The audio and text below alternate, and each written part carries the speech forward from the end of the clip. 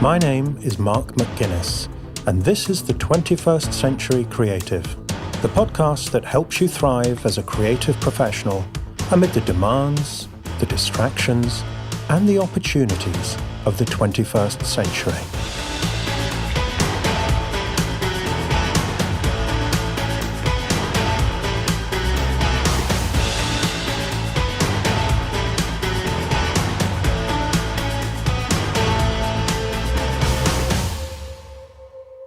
Welcome to the 10th and final episode of Season 4 of the 21st Century Creative.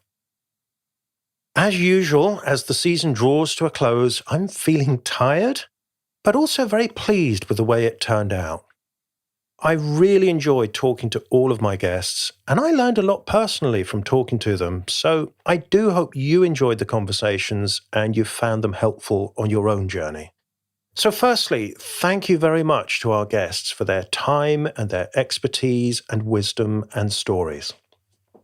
Thank you also to the 21st Century Creative team, to Javier Whaler and his team at Breaking Waves for the music and the sound production, to Irene Hoffman for designing the show's identity, and to Alexandra Amor for editing the interview transcripts that you can find on the website. And a very special thank you to you for listening and for sending me your feedback and leaving reviews and telling other people about the show. I quite literally could not do this without you. And even if I could, there wouldn't be any point. So I'm really grateful for your support and encouragement along the way. I'm pleased to say plans are afoot for Season 5 of the podcast. I've already recorded some great interviews, and it's shaping up to be another good season. And by the end of Season 5, we will reach our 50th episode. So I guess I should do something special for that. Let me give it some thought.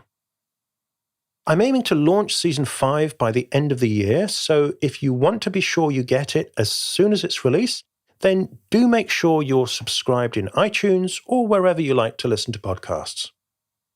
If you would like me to send you the show via email, and also to get the free 21st Century Creative Foundation course, then go to 21stcenturycreative.fm/free course and sign up with your email address. If you're finding the show helpful and you would like to make me smile, and also to help the show succeed, then one thing you can do in 5 seconds or even less is go to the 21st Century Creative in iTunes or in the podcast app on your phone and scroll down and tap the screen to give it, hopefully, a 5-star rating. You don't need to write a review, you just tap once to rate the show and you're done. With sincere thanks from me. The podcast is taking a break, but my coaching practice will remain open. So if you are an experienced creative, meaning you've got at least 5 to 10 years experience in your creative field, and you want to make big changes in your work and your career, then let's talk about that. If you're curious about getting my help as a private coaching client, then go to 21stcenturycreative.fm/coaching questions and answer the questions on that page. I'll be in touch once I've read through your answers. Okay, we are not finished yet with Season 4, and today I have a remarkable interview with singer and playwright Monique DeBose, where she talks about the very unusual source of inspiration for her latest album and stage show. Before the interview, as this is the final episode of the season, I thought today might be a good day to invite you to look back at your own past work and start unlocking some of the hidden value in your back catalogue.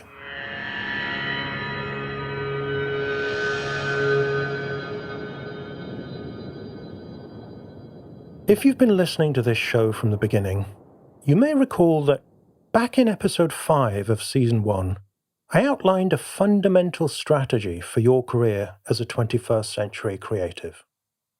Forget the career ladder, start creating assets. The argument I made was that there's no career ladder for people like you and me. In other words, there's no clearly mapped out career progression via a series of promotions, pay rises, and increasingly fancy perks and job titles.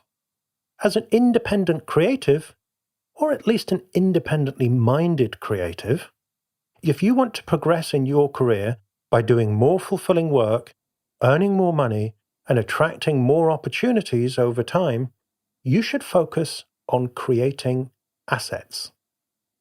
As I said back then, an asset is something you own and control that generates value for you over time. Traditional assets include things like a company or an investment portfolio or real estate that can earn you money while you're busy doing other things. And if you're a creative, you can create certain categories of assets out of thin air. For example, your portfolio of creative work, which can earn you money and also attract opportunities. The intellectual property in your work, such as the copyright or the trademark of your company. Social and reputational assets, such as your network of professional contacts, your own brand, and your association with other prestigious brands, like your publisher or your gallery or your record label. Another category of assets is online assets, such as a blog or a website or a YouTube channel, a mailing list, or even your followers on social media. Now, the most successful and the most fulfilled creators over the long term are the ones who spend as much time as possible creating new assets.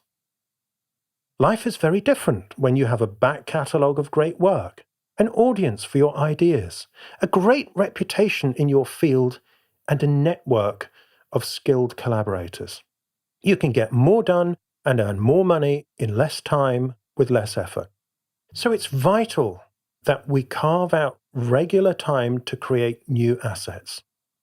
But to realize the full value of an asset, it's not enough just to create it.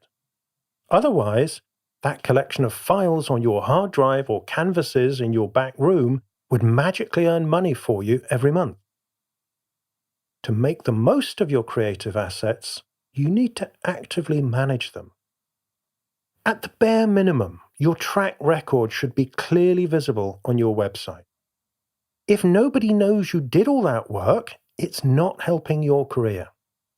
Yet, it's amazing how many creatives I talk to who tell me they've been too busy to update their website with this information. If you sell products, you want to make sure that these are available on your website or in stores or all the relevant online retail outlets. For example, if you're an author, you want to make sure all your books are available in all formats, print, ebook, audiobook, and so on, and in all the bookshops where your readers like to shop. And again, I meet plenty of creatives who haven't found the time or who even forgot to make sure that all of their products, which could be earning them money every month, are available to buy. Licensing is another source of income and opportunity that's often overlooked. If you're an author, licensing your books for translation into foreign languages opens up another source of income, without having to write anything more than your signature on a contract. If you're a musician, you could license your work for soundtracks. If you're an artist, there may be surprisingly lucrative opportunities out there to license your images for use in a range of different settings, and so on.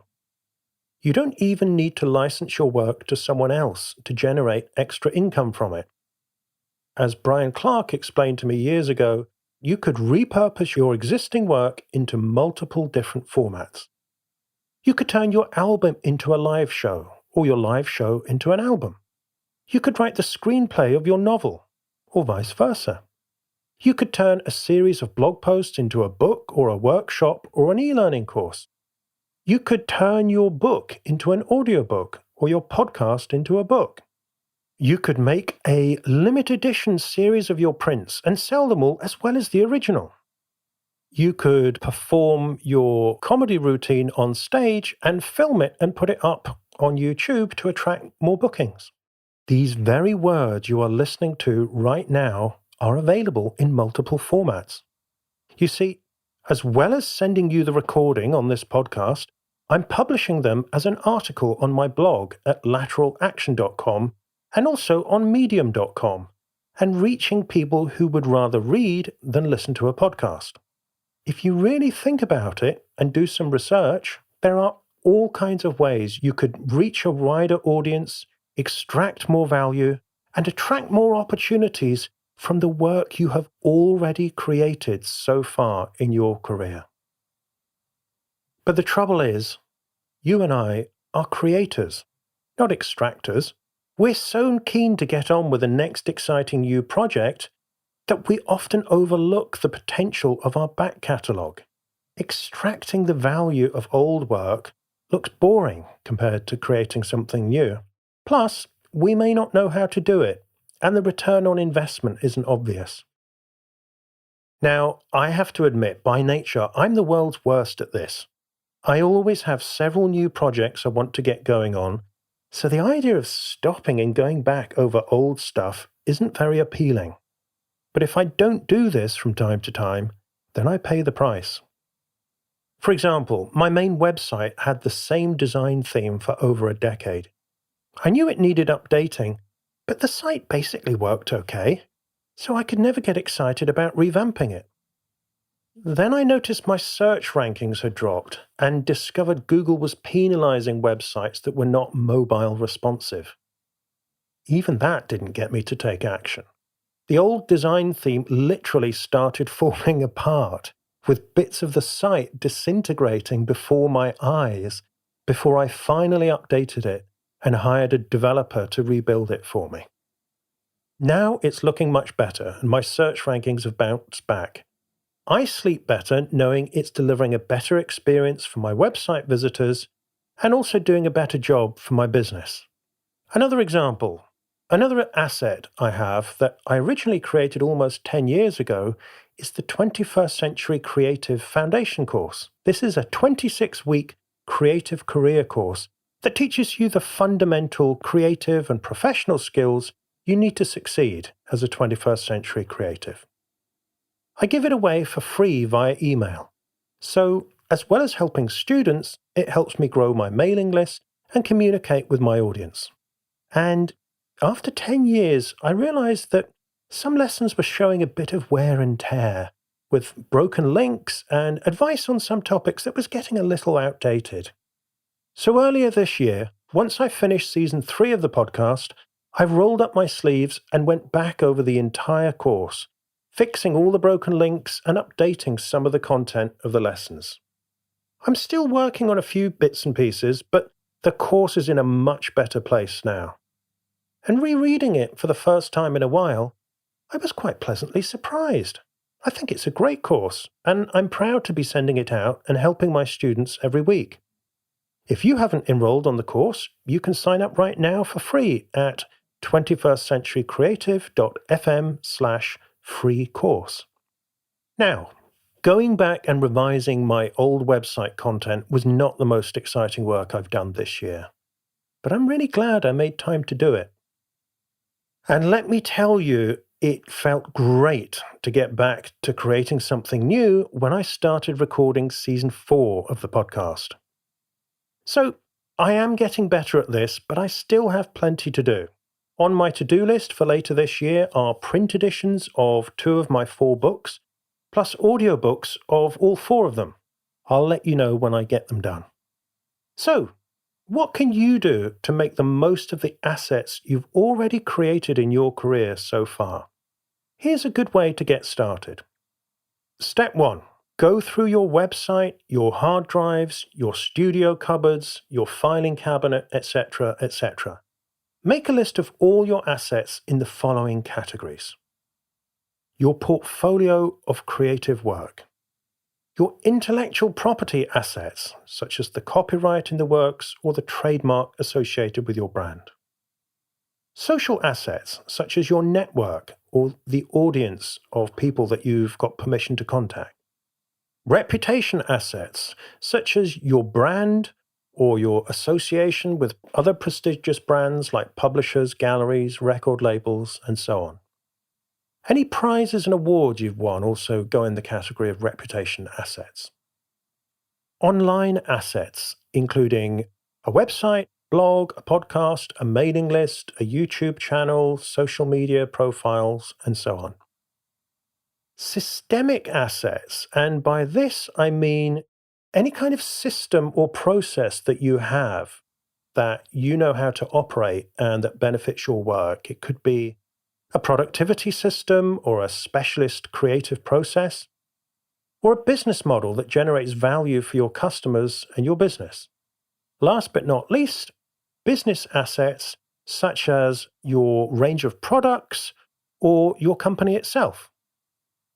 Step 2. Write down all the ideas you can think of for extracting more value from these assets. Start with the simple stuff like updating the portfolio on your website or making sure all your products are available for sale.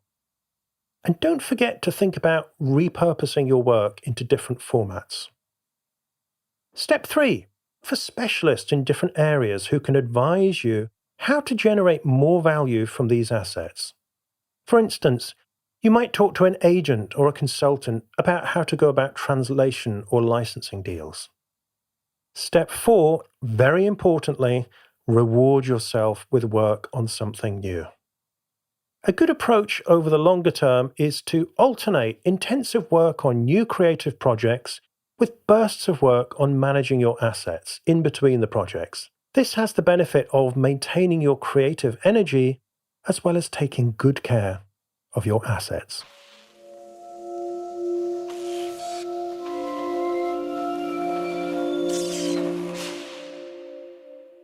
If you're a creative professional, you've probably noticed by now that rejection and criticism are a fact of life for you. If you're an artist of any kind, your work will be rejected by editors, curators, and other gatekeepers. And each time you put it in front of the public, you expose yourself to criticism. If you're a performer, you may have had to deal with the criticism live and in person, face to face. Just to get on the stage or in front of the camera, you're going to have to go through a lot of rejection. If you're an entrepreneur, you face rejection by customers, partners, and investors. Those same people won't hesitate to criticize you if they're unhappy. At some point, you've probably had a well-meaning friend or family member tell you not to take it so personally. And whoever said that, bless them, is almost certainly not a creative themselves. Because any creator will confirm it's almost impossible not to take it personally, at least at first. You put your heart and soul into your work, so it feels like your heart and soul are the very things being rejected and criticized. To help you deal with these challenges, I've written a book, Resilience, Facing Down Rejection and Criticism on the Road to Success. It starts by explaining why it's normal to take rejection and criticism personally and what you can do about it. It's full of practical tips from the many years I've spent coaching creatives like you dealing with rejection and criticism in their careers. And there are lots of real-life examples from my own experience as a writer and creative entrepreneur, and also from famous creators, past and present. If you'd like to be more resilient and creative in the face of rejection and criticism, go to 21stcenturycreative.fm/resilience and pick up your copy of Resilience today.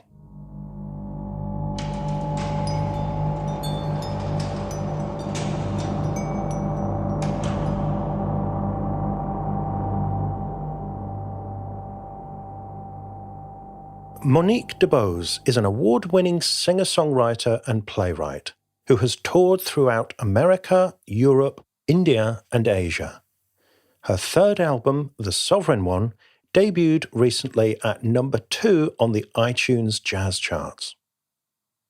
Inspired by her experience of what it means to be half African-American, half Irish-American, Monique also wrote the funny, heartwarming, and disruptive one-woman show Mulatto Math, summing up the race equation in America. to initiate a different kind of conversation about race relations in the United States. Monique is also a coach, speaker, and workshop leader who helps others to follow her example and live, quote, fully expressed, clear, and unapologetic. I first met Monique at a coaching event, a coaching intensive in Los Angeles, hosted by Rich Litvin, who is Monique's husband. You may recall Rich was a guest in season 3 of the show when he gave us a great interview about the price of being a high performer. At that intensive, Monique did a session with us on vocal improvisation as a way of unlocking emotions and communication, and I heard at first hand what an extraordinary voice she has. So I wasn't surprised to hear her new album had been so well received, and I found it a really compelling listen.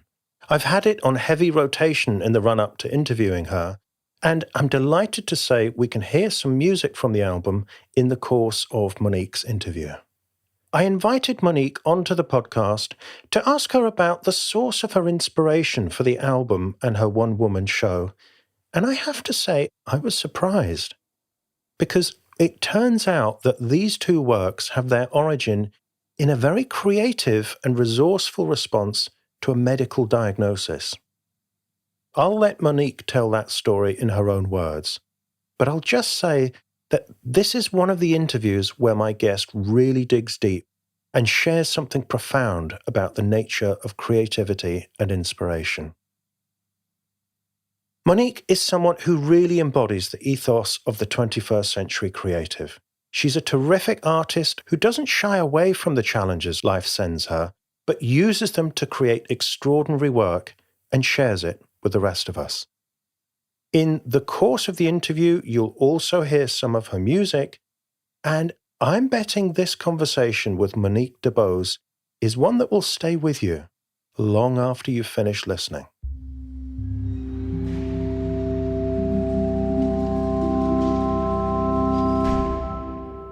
Monique, when did you start singing?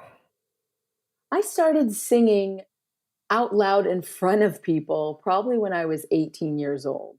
I'd always wanted to perform and sing, and I'd be in my childhood home, singing with records in a room, roller skating in the backyard as if I was a performer singing. But if it was in front of somebody, I clammed up quickly. So it wasn't until I was a freshman in college at Berkeley that I joined an improv singing group, because that felt like the safest way to enter.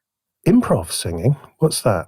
Yeah, so improvisational singing is when you create a piece of music on the spot, seemingly out of nowhere. So I would be standing, it's circle singing. We'd stand in a circle and somebody would start a riff.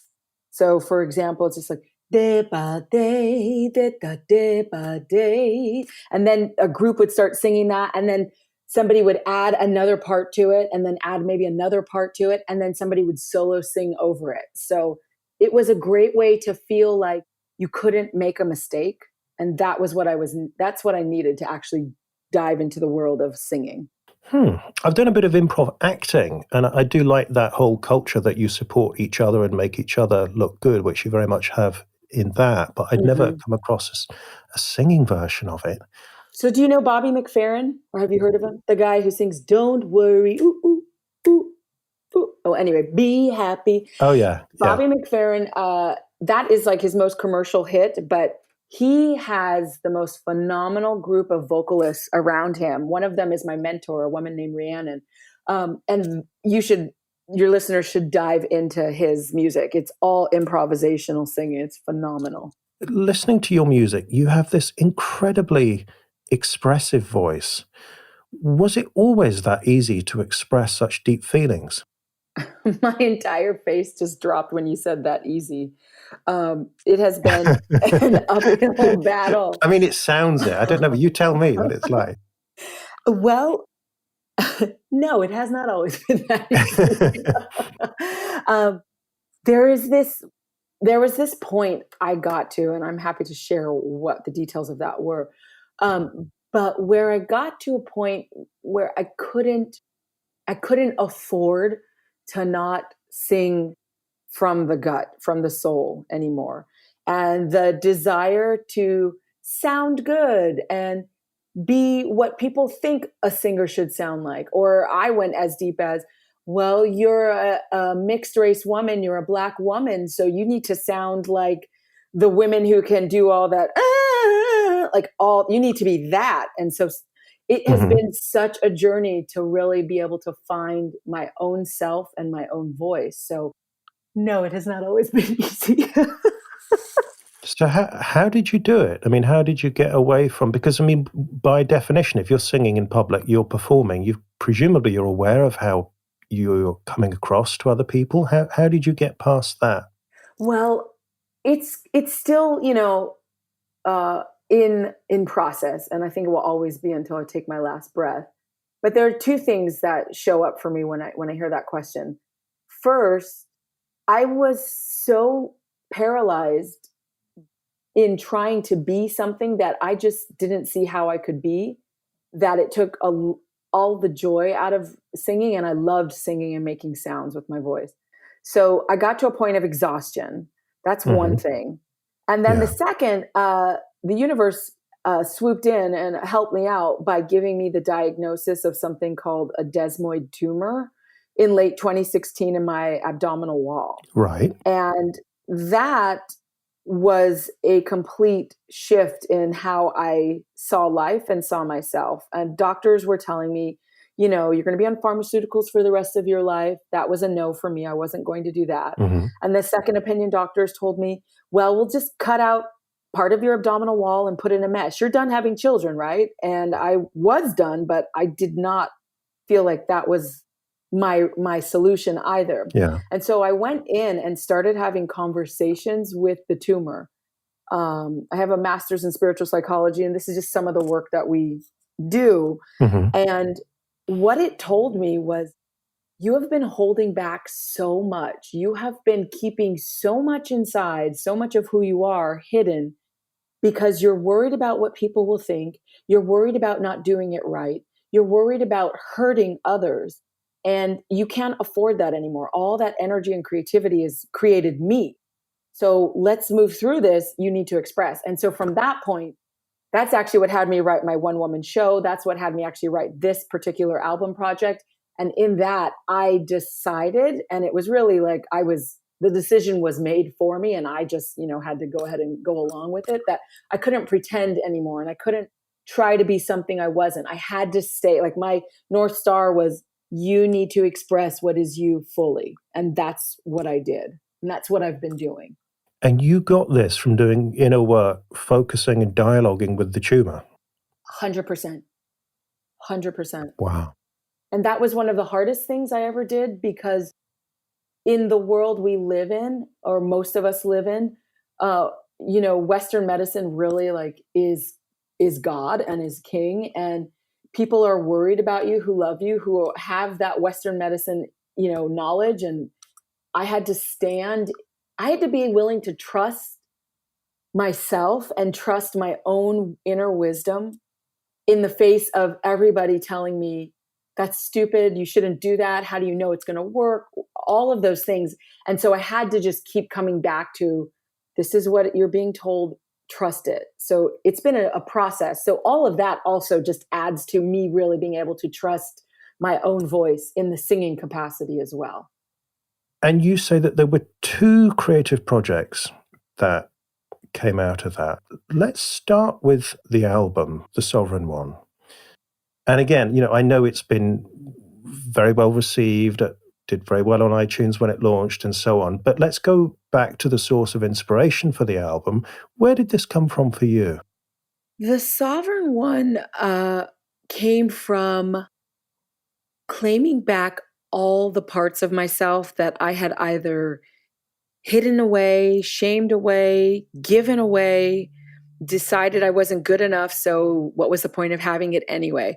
I claimed back every aspect of myself that I could be conscious of, and even delved into the unconscious and just said, anything that needs to come back to make me whole, come back. And so this project was me fully integrating and accepting all the parts of myself, because I feel like that was such a barrier for me to feeling happy, to feeling like I was living life the way I was supposed to be. So that's where it came from. And could you maybe take one song from the album and just talk us through where you got the inspiration, and then what was the process that you went through to turn that into a finished song? Sure. I am going to talk about, I guess, Damaged Goods, which is the single on the project. Maybe we could just hear a little bit of Damaged Goods before we hear you talk about it, Monique, because it's a terrific song. And if we can just Sure. hear a little bit of that, and then people will have a bit of context for when you talk about it. Grieving through the black veil.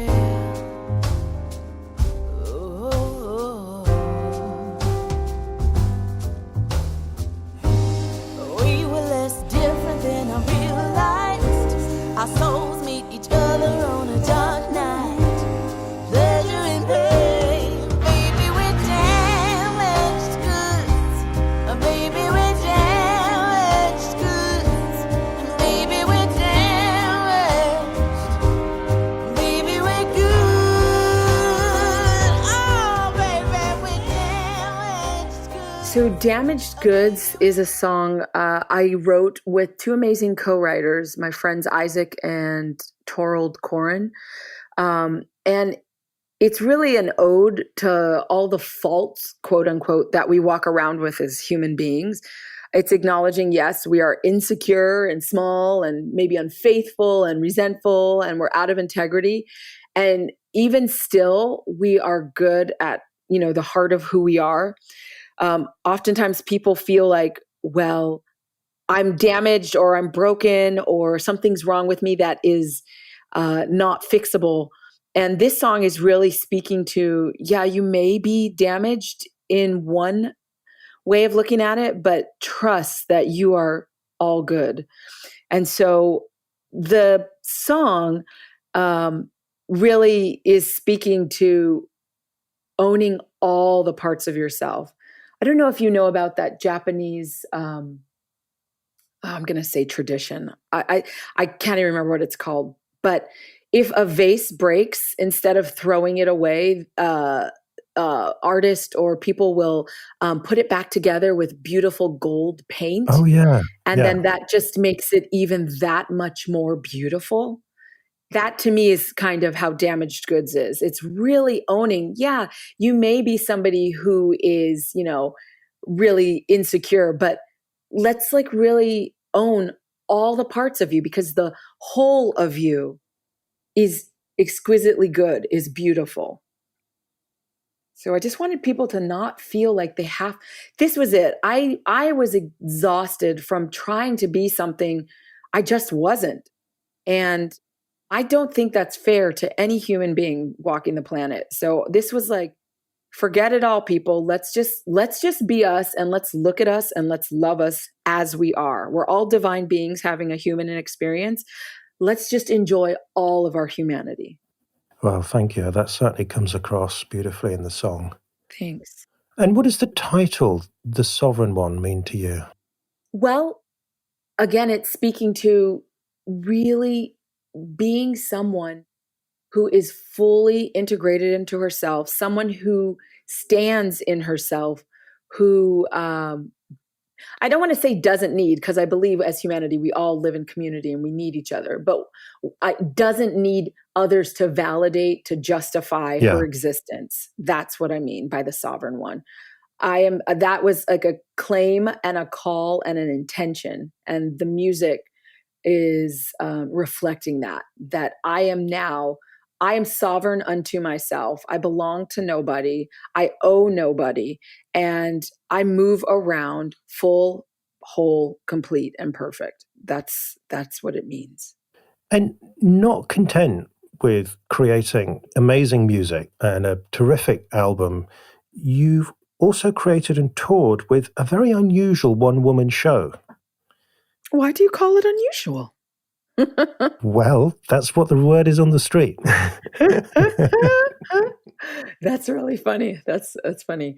Yes. I'd had the desire to create a one-woman show for a good while, but nothing was making me actually sit down and commit to doing the work. So I don't think I was ready to tell the story that I've told yet. But when the diagnosis of the tumor showed up and the information from the tumor showed up, I was clear that I needed to write this show. And the show is called Mulatto Math, Summing Up the Race Equation in America.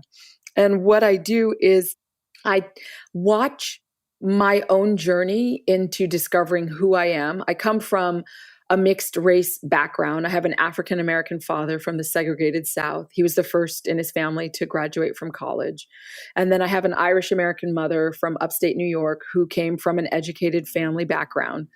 And just trying to navigate who I was, where I belonged, and what was okay for me to say in this company and what was not okay for me to say in that company. It got to be such a, it was again, me trying to like be right and be enough and be safe for other people. So a lot of my growing up included really hiding parts of myself or not being fully myself. And so this show really navigates my journey growing into myself. And it's a very raw, it's a very real, and dare I say myself, a very powerful experience for me as an artist, but also for audience members. So it integrates, I have a degree in mathematics, an undergraduate degree in mathematics from Berkeley. So I've created all these math equations that kind of help, they tie the story together with how my binary brain was thinking about race and identity. And then I also have original music in it, where I perform it with a live bassist when we do the full show. And then a bunch of characters I play, different family members, different people in my life. And and I always have a talk back with the show as well, because I feel like it would be out of integrity for me to like really open up this huge can of worms and really have people confronting questions around race and identity, whatever their ethnic or their ethnic background is. I always have a talk back after so people can really digest and integrate and actually share in quote unquote mixed company, their ideas and feelings. So it's really powerful. And I'm really grateful that it was asked to be born. But I remember, Mark, I would be sitting at my computer typing the script, writing it, and just bawling my eyes out saying, I cannot write this. I cannot say this out loud. And the tumor or the energy from the tumor was like, you have no choice. You have to share this story. So wow, it's real. So one of the quotes I keep thinking of in relation to writing is from Robert Frost, the great American poet, when he said, no tears in the writer, no tears in the reader. That's if you don't feel it as you put it down on paper or on the screen, they're not going to feel it. So you have to go to that place that you want to take the audience to. But that takes a lot of courage, huh? Yeah, it has been when I first started performing that show about a year ago, it felt like I was completely naked. And not only naked, it felt like my skin was not on this body. So I just felt so raw.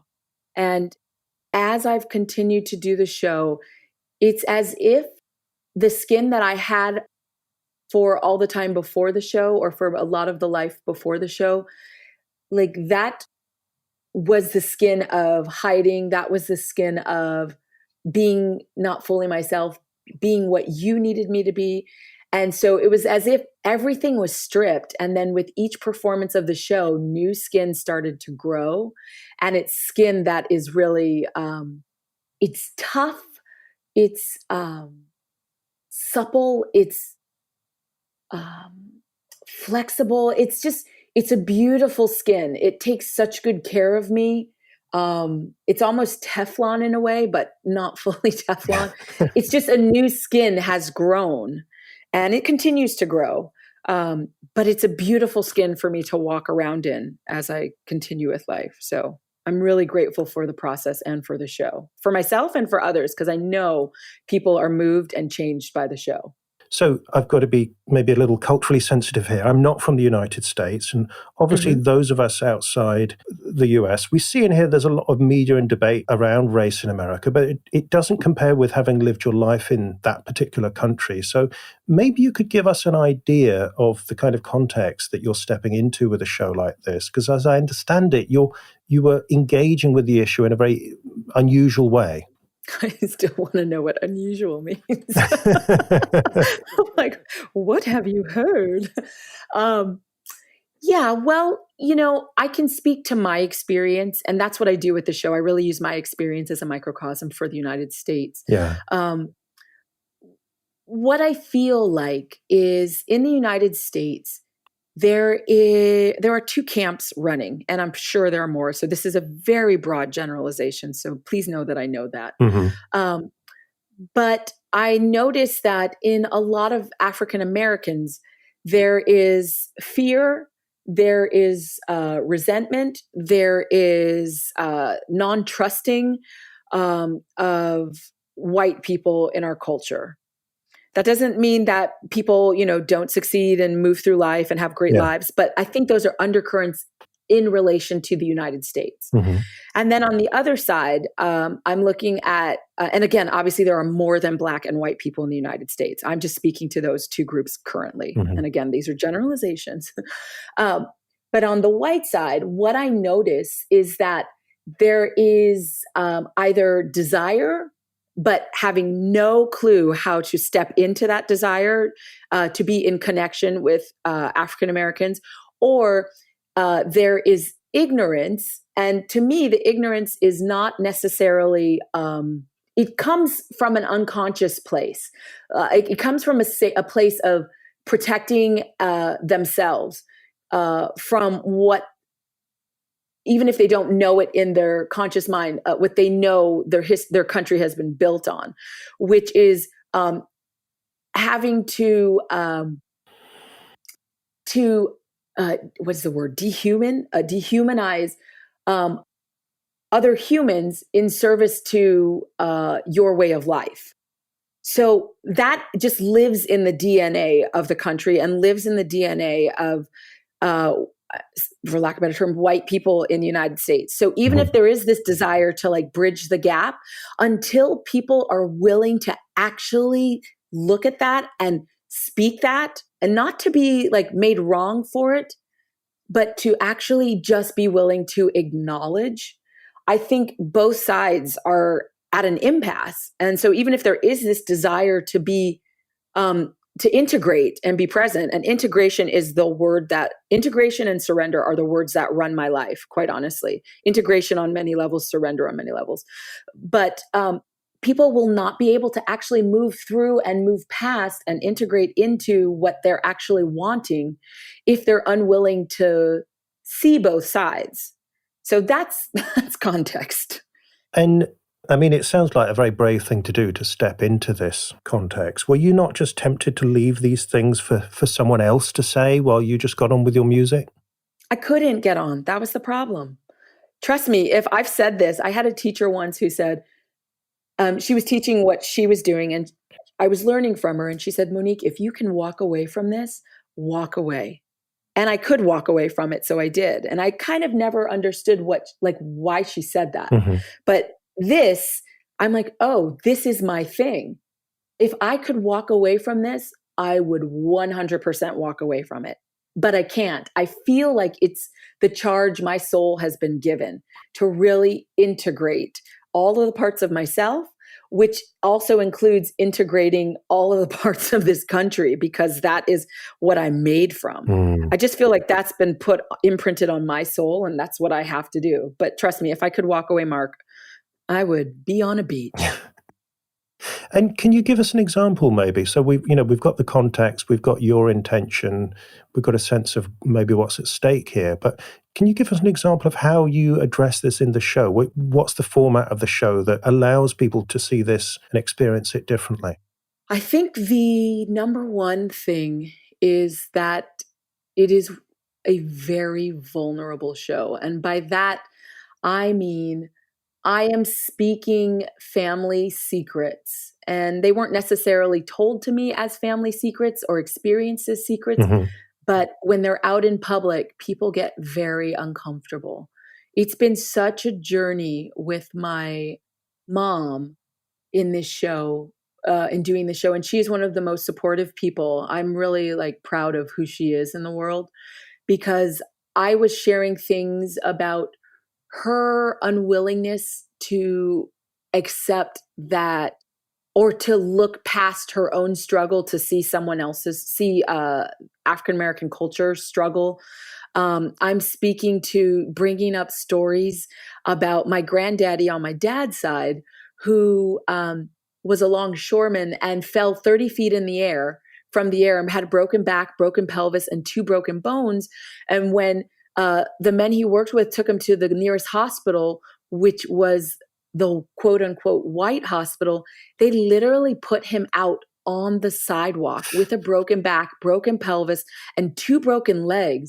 And he had to wait until my uncle came and an ambulance came to take him to the community hospital. So I'm speaking real things. Yeah. I talk about also just my experience going into college and not knowing where I fit in, seeing all the Black students together in the lunch, the dining commons, and wanting desperately to go over to them because I knew that was where I wanted to be, but not knowing how to enter that space because it felt like it was a very protected world. So I talk about things that are initially embarrassing, shameful, yeah. And also then the level of like disrespect possibly people could see as a person telling, you know, my family stories. I mean, quite a few people in the audience, it's happened more than two times where people have raised their hand and said, your parents aren't alive anymore, right? And I'm like, no, they're actually sitting right there in the audience. So, Wow. and I think that piece is also really important too, because my family is intact. My family is supportive and loving. And I think it's not just the show, it's everything that surrounds the show as well that I think makes it such a powerful piece for people. And what are the talkback sections of the show like? They're wonderful.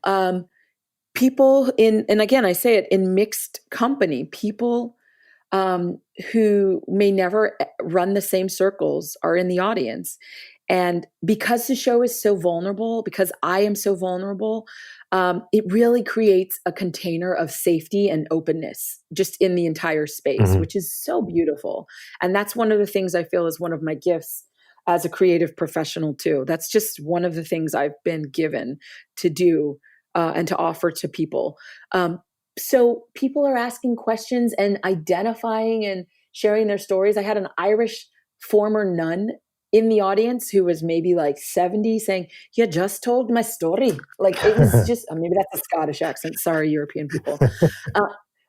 And then I have African-American men who are 50 saying, yes, everybody walks through a field of landmine. It's an opportunity for people to see not just an actor on stage, but to see real people in real time being vulnerable, being open, and sharing their stories. I have white people who say, you know, I have a mixed niece, and I never, ever thought about the things you bring up in the show.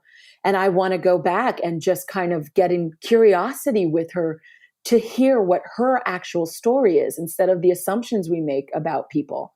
So it's beautiful. I love it. And people really get value from it. And where are you taking this next? Mulatto Math. Hmm. It's so funny. The cheeky part inside of me was like, wherever it wants to be taken.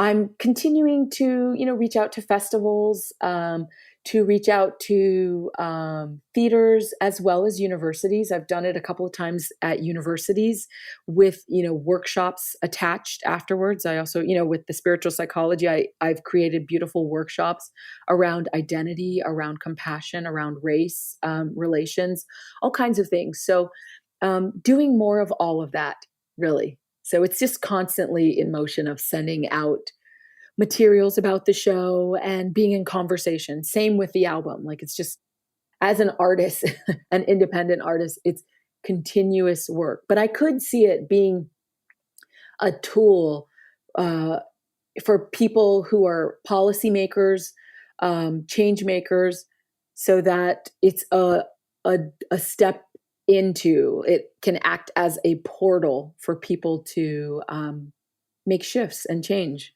to really raise the vibration of where we all currently live. Yeah. Enter, kiss and be quiet. Lay on the bedroom floor. He touches me while she goes wild. They're mine in the moment. Love me like this or leave me. I won't pretend no more. I'm dancing in my own desire. To myself devoted.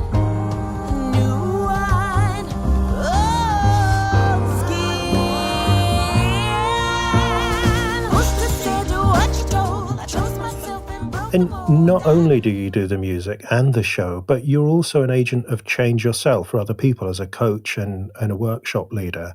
How does that relate to the other two aspects of your work? It's all the same, honestly, in my book. It's really about authentic expression. It's about being a vehicle for change for people and being a portal. That's a word that really has come into my consciousness a lot lately. So my theme's always, I'm not, an accountability coach. I am not even, I'm somebody who helps people create vision, but really helps get integrated into themselves. And my belief is that when we are fully integrated, or when we're on the path to full integration, the sky's the limit. And a lot of the work I do is really helping people, creating space for people to actually be willing to look at all the parts of themselves. Because a lot of times we just don't want to look at it because we've been told that who we are is wrong, or we've been shamed out of being who we truly are. So I really help people in those arenas to really just be fully integrated into themselves. And presumably you find this comes up in relation to things other than race or...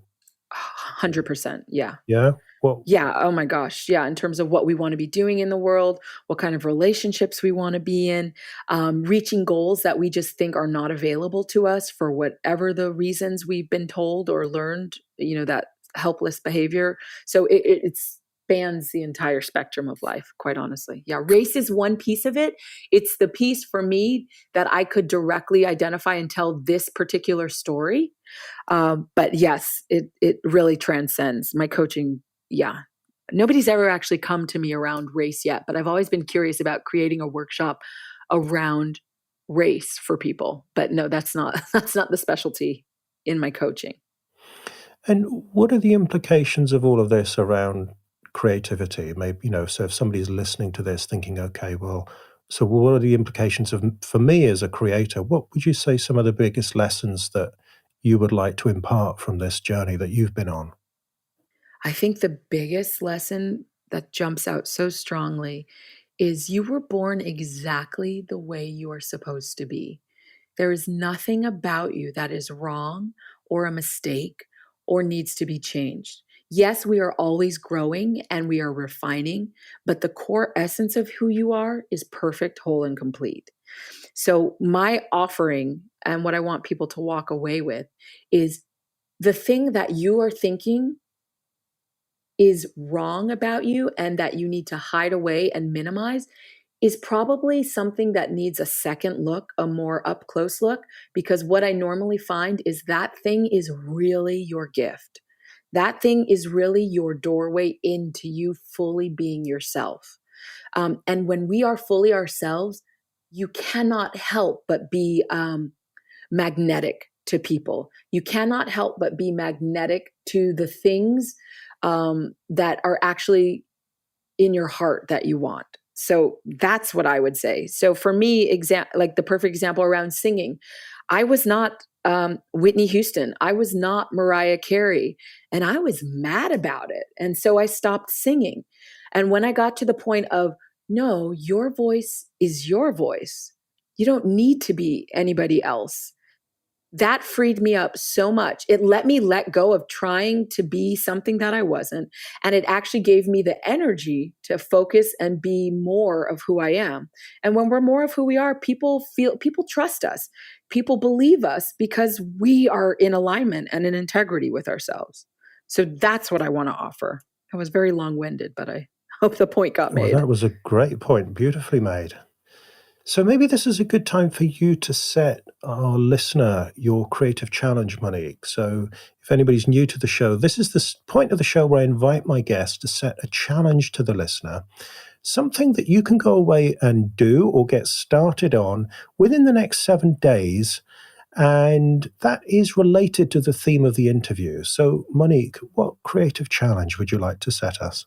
I love this idea, and it's so great that you do this for your listeners. It's such a gift. The creative challenge that I came up with it's related to what we were talking about in the beginning, that improv singing or that improv creation with the voice. I invite listeners to take a moment, maybe for 7 days, or give yourself the challenge of even 3 days, of each day tuning into your body and really setting an intention and asking your body, what part of me, body, wants to be heard or has something to express to me? And when you just get quiet in that space, there will be a part of your body that really flags itself or raises its quote unquote hand to you. So when that part of the body shows itself, from that place, take a moment to really tune into that. And what that means is just get present with it. Ask, what do you want me to hear? And then this is the really bold part, let yourself be the vehicle for that body part to express through your voice. It might be a sound, it might be a melody, it might be words, but let yourself be that vehicle to let that part of the body express itself. And the challenge on top of that is to not judge what comes out, not how great it sounds or what it says, and not having any expectation of yourself to do anything with it. This challenge is really to offer you an opportunity to learn how to listen and use your voice to let your body speak to you. Because I believe our body is our wisest tool, really. And Monique, listening to you describe this, I'm thinking, on the one hand, it's obviously, and your work is testament to this, this is a path to some really deep, very profound, meaningful work. On the other hand, I'm also thinking, I bet when you let yourself go with this exercise, it's really a lot of fun. It's so fun. It's so fun. I've run workshops called Spring into Self-Love. I do it each season. I've got Summer of Self-Love, Fall into Self-Love. The winter one was a little bit hard for me to create a title, but I take people for 40 days, and we create an improv every day. Like, it's a challenge, and then I meet with people weekly just to kind of support them along their journey of it. But it's an amazing process, and watching people do that over the course of 40 days is phenomenal. The amount of themselves that they now have access to, the lightness, the raised vibration that they just exist in is beautiful. So it will be fun for people. Great. Well, I'm going to have a go at this. I'm looking forward to it. And I do hope, dear listener, that you are going to do this in the privacy of your own space and really let go and enjoy it.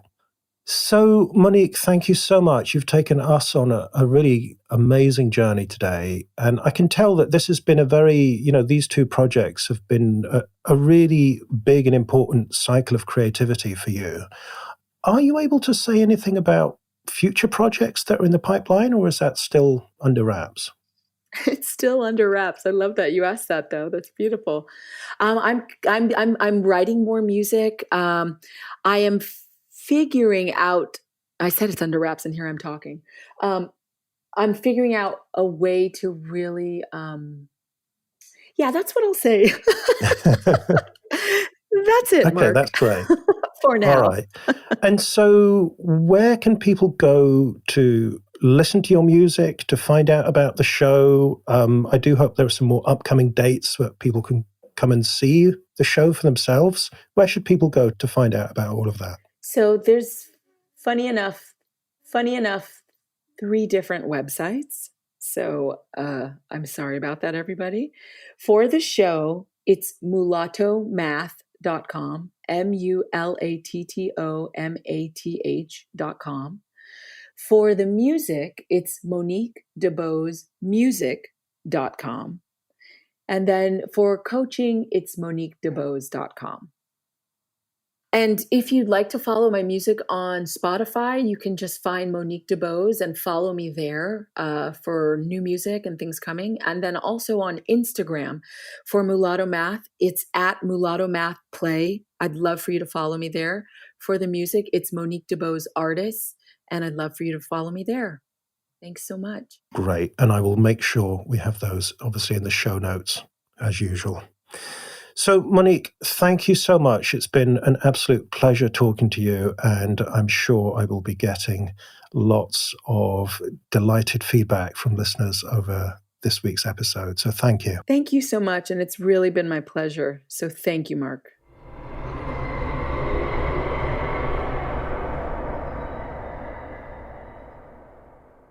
You have been listening to the 21st Century Creative, hosted by Mark McGuinness. You can find the notes for today's show with more information about my guest and links to the sites we mentioned, as well as all the backlist episodes of the podcast at 21stcenturycreative.fm.